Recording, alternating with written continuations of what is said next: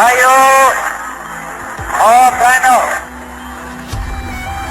پاکستان حاصل کرنے کے لیے ہم نے بہت قربانی کی ہے۔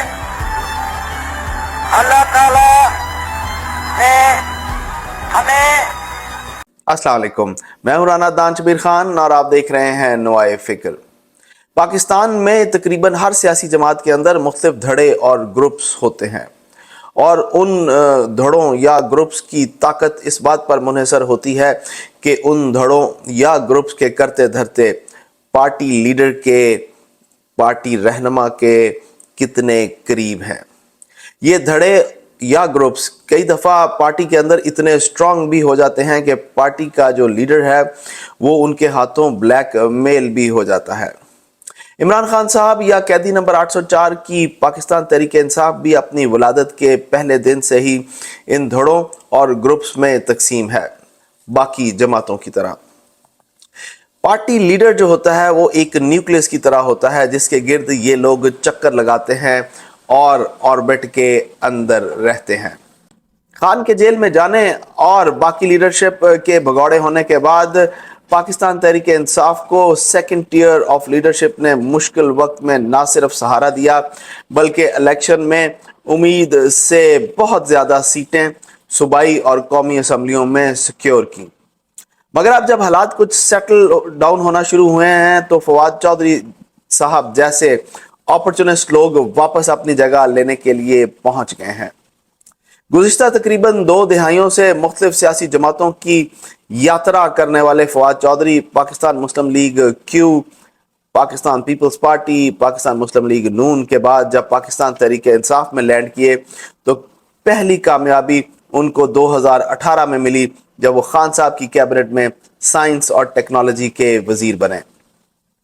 مگر اپنی چرب زبانی اور بد زبانی جو کہ خان کو بہت پسند تھی کی وجہ سے وہ لائم لائٹ میں رہے تھرو آؤٹ جب تک خان صاحب کی حکومت رہی۔ پاکستان تحریک انصاف کے رہنما اور معروف وکیل حامد خان صاحب اپنی ایک کتاب A History of Judiciary of Pakistan میں لکھتے ہیں کہ فواد چودھری صاحب نے کیسے اپنے انکل جسٹس افتخار حسین چودھری کے دور میں کرپشن کا بازار گرم کیا۔ پچھلے دنوں رؤف حسن صاحب نے جو کہا آئیے انہی سے سنتے ہیں۔ جب بھی کبھی انہوں نے کوئی اسائنمنٹ دیے میں پہنچ جاتا تو تھا۔ آپ گرفتار کیوں نہیں ہوئے؟ فواد چودھری صاحب نے سوال پوچھا کہ آپ گرفتار نہیں ہوئے، اس یہ ریزن ہے آپ کے؟ یار یہ میرے پاس لگا ہوا ہے جو نشان، یہ میں ایک وہ کہتے ہیں وہ حامی تھے جن کے لباس پر سر راہ سیاہی لکھی گئی، یہی داغ تھے جن کو سجا کے ہم سر بس میں یار چلے گئے۔ صاحب یہ تو آپ وہ کہہ رہے ہیں کہ انہوں نے شبلی صاحب کا اور آپ کا دونوں کی جو وجہ بتائی ہے وہ یہی بتائی ہے کہ آپ لوگ کبھی گرفتار ہی نہیں ہوئے، نہ چھپنا پڑا آپ کو۔ میں بھی اگر بیٹھ کے وہاں پی ٹی وی کو لوٹتا، میں بھی وہاں بیٹھ کے پی آئی ڈی کو لوٹتا تو شاید میرے اوپر بھی فائلیں بن جاتی۔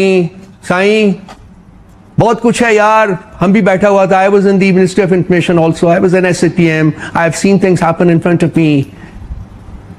میں نہیں چاہتا کہ میں اس کو یہاں لے کے آؤں یار۔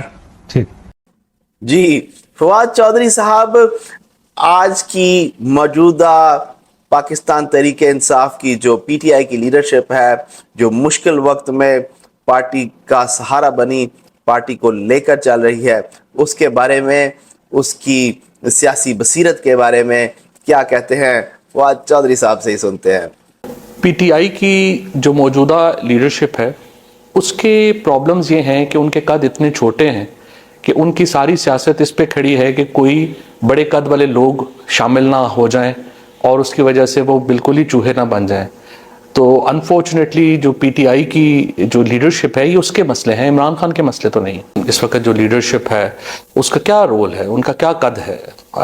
ٹو بی فیئر ود رؤف حسن جو ہیں ان کا کیا کردار ہے پی ٹی آئی میں، یا وہ کیا ہیں؟ وہ ایک انہیں نوٹس ملا، انہوں نے جا کے پوری پی ٹی آئی کی سوشل میڈیا ٹیم کے خاندانوں کو اٹھوا دیا، کوئی ان کے اوپر پرچہ نہیں ہوا، کبھی وہ ایک دن جیل نہیں گئے۔ شبلی فراز صاحب یہاں 6 مہینے اپنے گھر میں رہے، ان کو کسی نے پوچھا ہی نہیں، وہ آئے ہیں سینٹ کے جو ہے وہ لیڈر بن گئے ہیں۔ اسی طرح سے جو باقی لوگ ہیں پی ٹی آئی میں جو اس وقت لوگوں کو نام بھی نہیں پتا ان کے وہ کون ہیں۔ سو جو پی ٹی آئی کی موجودہ لیڈرشپ ہے اس کی تو کوئی قربانیاں بھی نہیں ہیں۔ فواد چودھری ان چند ابتدائی بگوڑوں میں سے ہیں جنہوں نے پاکستان تحریک انصاف سے دوڑ لگائی۔ اور اب بھی ان ابتدائی لوگوں میں سے ہیں جو حالات دیکھ کر واپس پاکستان تحریک انصاف میں آنا چاہتے ہیں۔ فواد چودھری صاحب خان صاحب کو اور پاکستان تحریک انصاف کو یہ باور کروانے کی کوشش کر رہے ہیں کہ ان کے ماضی میں فوج سے بہت اچھے تعلقات رہے ہیں اور وہ فوج سے آج بھی خان صاحب کی یا پاکستان تحریک انصاف کی کوئی بات چیت یا ڈیل کروا سکتے ہیں۔ کون سے آرمی چیف ہیں جن سے میرا احترام کا تعلق نہیں رہا، کون سے ڈی جی آئی ایس ہیں جن سے ہمارا تعلق نہیں رہا، اور صرف میرے ساتھ نہیں ہو رہا، ٹو بی فیئر ود پیر پگاڑا ہے، پرویز الہی صاحب ہیں، یہ شیخ رشید صاحب ہیں، یو نیم اٹ۔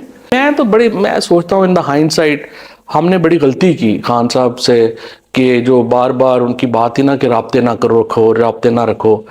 اگر ہم رابطے رکھتے شاید تو اس کا فائدہ جو ہے وہ یہ ہو جاتا کہ یہ جو غلط فہمیاں ہیں یہ اتنی نہ بڑھتی۔ دیکھیں نا، آخر کوئی تو تھا نا جو عمران خان کو بتا رہا تھا کہ یہ آپ کو قتل کر دیں گے، اور ادھر ان کو بتایا جا رہا تھا، جو ہماری فوجی قیادت ہے اس کو بتایا جا رہا تھا کہ عمران خان آپ کو نہیں چھوڑے گا۔ تو جب وہ رابطہ ہی نہیں ہوا، ہم جیسے لوگ ہی درمیان سے نکل گئے، تو میرا خیال ہے یہ غلط فہمیاں اس سے بہت بڑھ گئیں۔ دوسری طرف خان صاحب کی خواہش اور ڈیمانڈ بھی یہی ہے کہ وہ صرف اور صرف فوج سے بات کرنا چاہتے ہیں۔ پاکستان تحریک انصاف کی موجودہ قیادت فواد چودھری کو مسلسل تنقید کا نشانہ بنا رہی ہے اور وہ بتا رہے ہیں کہ وہ پاکستان تحریک انصاف کا حصہ ہی نہیں ہے۔ قیدی نمبر 804 جو اپنی جماعت کو جیل سے مینج کر رہے ہیں، کیا وہ فواد چودھری کو واپس لے لیں گے؟ ویسے اگر عثمان بزدار صاحب بھی واپس آنا چاہیں تو قیدی نمبر 804 اس پر کیا سٹینس لیں گے، کیا پوزیشن اختیار کریں گے؟ یہ بھی ایک کافی امپورٹنٹ کوسچن ہے۔ بہرحال فواد چودھری میں درباری پن کی تمام خصوصیات موجود ہیں، مالش اور پالش تو ان کو کرنی آتی ہی ہے، بد زبان اور چرب زبان بھی وہ ہیں، اس لیے ان میں وہ تمام کوالٹیز موجود ہیں کہ خان صاحب ان کو واپس لے لیں۔ لیکن بزدار صاحب میں کیا یہ کوالٹیز ہیں؟ Again a question mark۔ Pakistan کی سیاست چند خاندانوں کی گھر کی لونڈی ہے۔ بہت کم چانسز ہیں کہ سیکنڈ ٹیئر یا تھرڈ ٹیئر آف لیڈرشپ میں سے کوئی شخص، کوئی لڑکا، کوئی بچہ، کوئی نوجوان اٹھ کر اوپر فرسٹ ایئر میں اپنی جگہ بنا لے۔ یہ حق صرف اور صرف ان بڑے خاندانوں کے بچوں کا ہے جن کے ابا یا دادا حضور بہت بڑی جائیدادیں اور سیاست وراثت میں چھوڑ کر جاتے ہیں، اور ان کے بزرگوں کا کرپشن میں ایک بہت بڑا نام ہوتا ہے۔ کل میں نے ایک ویڈیو کلپ دیکھا اور میں چاہتا ہوں کہ وہ میں آپ کے ساتھ شیئر کروں۔ ایک پاکستانی شخص ایک کاغذ لے کر برطانیہ کے بادشاہ کے پاس جاتا ہے اور کہتا ہے کہ جناب ہم نے یہ پاکستان آپ سے لیا تھا، میں یہ واپس کرنے آیا ہوں۔ تو برطانیہ کے بادشاہ نے پوچھا کہ جناب آپ یہ کیوں واپس کرنے آئے ہیں؟ ان کا جناب یہ ہم سے چل نہیں رہا۔ ان کا جناب ہم نے آپ کو ہندوستان بھی دیا تھا ساتھ ہی، وہ تو بڑا اچھا چل رہا ہے، کیا وجہ ہے کہ چل نہیں رہا؟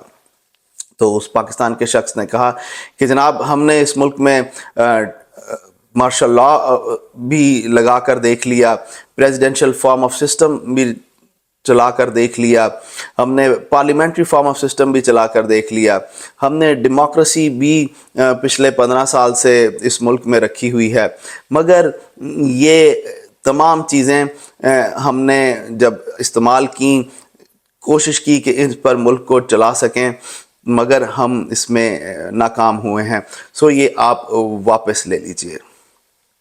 تو برطانیہ کے بادشاہ نے کہا کہ یار تم نے سب کچھ آزما کر دیکھ لیا، تم سے ملک نہیں چل سکا، کیا اس کو کبھی ایمانداری سے چلا کر دیکھنے کی کوشش کی ہے؟ میرے لیے بہت تھاٹ پرووکنگ چیز تھی، کیا یہ آپ کے لیے بھی ہے؟ میں آپ سے اجازت لوں گا۔ اللہ آپ سب کو آسانیاں نصیب فرمائے اور آسانیاں تقسیم کرنا نصیب فرمائے۔ السلام علیکم۔